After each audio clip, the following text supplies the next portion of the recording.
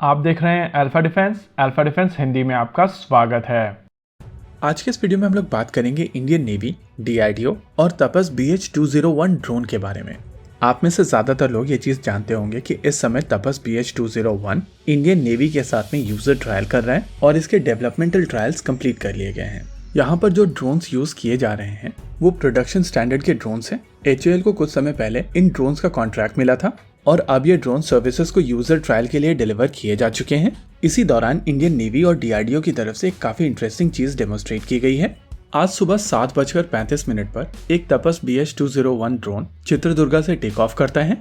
ये location navy के base से 285 किलोमीटर दूर थी, यानी कि इस ऑपरेशन के दौरान एयरक्राफ्ट पहले ऑटोमेटिक टेक ऑफ, उसके बाद बियॉन्ड हॉराइजन कैपेबिलिटीज और फिर ऑटोमेटिक लैंडिंग डेमोस्ट्रेट करता है। ये चीजें खुद में ही एक बहुत बड़ा अकम्पलिशमेंट था, लेकिन इस मिशन के दौरान उससे भी ज्यादा एक इम्पोर्टेंट चीज की गई थी। इस मिशन के दौरान इंडियन नेवी का शिप INS सुभद्रा अरेबियन सी में कहीं पर मूव कर रहा था और इस शिप के ऊपर एक ग्राउंड कंट्रोल स्टेशन और 2 शिप डेटा टर्मिनल्स डाले गए थे। मिशन के दौरान इनिशियली इस एयरक्राफ्ट को एक land based ground control station से कंट्रोल किया जा रहा था, लेकिन मिड फ्लाइट इसका कंट्रोल INS सुभद्रा के पास दे दिया गया था, यानी कि ग्राउंड कंट्रोल स्टेशन जो पहले लैंड बेस्ड था अब वो सी बेस्ड हो गया था। ये चीज दिखाती है कि तपस BH-201 किस तरीके की नेटवर्क सेंट्रिक कैपेबिलिटीज के साथ में आता है। बियॉन्ड हॉराइजन कैपेबिलिटीज के साथ में जब ये एयरक्राफ्ट इस तरीके की कैपेबिलिटीज से लैस होगा तो इसकी इफेक्टिवनेस बहुत ज्यादा बढ़ जाएगी।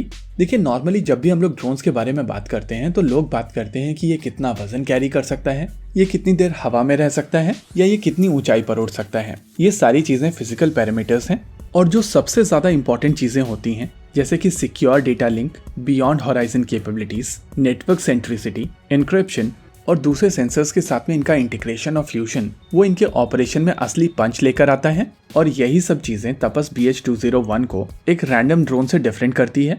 चीजों को बेहतर समझने के लिए आइए एक बार समझ लेते हैं कि ड्रोन्स ऑपरेट कैसे करते हैं। देखिए, अगर एक टिपिकल ड्रोन हवा में मूव कर रहा है तो नेचुरली उसको कोई कंट्रोल कर रहा होगा और ये कंट्रोल बेसिकली आता है ग्राउंड कंट्रोल स्टेशन से, जो एक सिक्योर डेटा लिंक के माध्यम से इस ड्रोन के साथ में कनेक्टेड होता है। इंटरेस्टिंग चीज ये है कि यही ground control station multiple drones के साथ में भी कोऑर्डिनेट कर रहा होता है और आप कह सकते हैं कि एक ग्राउंड कंट्रोल स्टेशन से कई सारे ड्रोन एक साथ ऑपरेट किए जा सकते हैं। लेकिन इस तरीके के ड्रोन्स के ऑपरेशन के लिए ये बहुत जरूरी है कि ड्रोन और इस ग्राउंड कंट्रोल स्टेशन के बीच में क्लियर लाइन ऑफ साइट बनी रहे और यही कारण था कि यूक्रेन में रशिया की तरफ से इन्हीं ग्राउंड कंट्रोल स्टेशंस को टारगेट किया गया था। एक बार ये ग्राउंड कंट्रोल स्टेशंस पूरी तरीके से ध्वस्त हो जाते हैं तो बेसिकली ड्रोन्स न्यूट्रलाइज हो जाते हैं और क्योंकि ये एक स्टैटिक टारगेट होते हैं तो इनको टारगेट करना भी काफी ज्यादा आसान होता है। भारत के केस में ये ड्रोन सैटकॉम के साथ में आते हैं, यानी कि कमांड और कंट्रोल के लिए यहाँ पर सैटेलाइट का प्रयोग किया जाता है और काफी दूर बैठे हुए इस ड्रोन के ऑपरेटर्स काफी आसानी से इनको ऑपरेट कर सकते हैं। यानी कि जो टेक्निक रशिया ने यूक्रेन में यूज की थी वो यहाँ पर इतनी ज्यादा इफेक्टिव नहीं रह जाती है।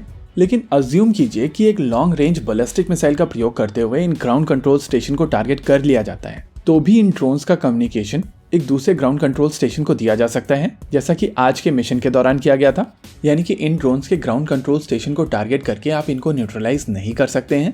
देखिए, बहुत सारे लोग इंडियन ड्रोन प्रोग्राम्स के बारे में जब बात करते हैं तो वो लोग कंपेयर करते हैं टर्की, ईरान और दूसरे देश जो इस समय छोटे ड्रोन्स बना रहे हैं, लेकिन कभी भी बात नहीं की जाती है net centric capability, beyond horizon capabilities, automatic take off और landing, satcoms, sensor fusion, on board computers, etcetera etcetera.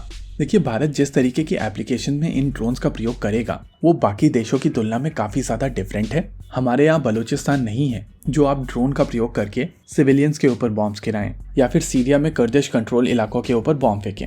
हमारी रिक्वायरमेंट ही हाईटेक है और इसी वजह से हम लोगों को ज्यादा टेक्नोलॉजी से लैस इन ड्रोन्स की आवश्यकता है।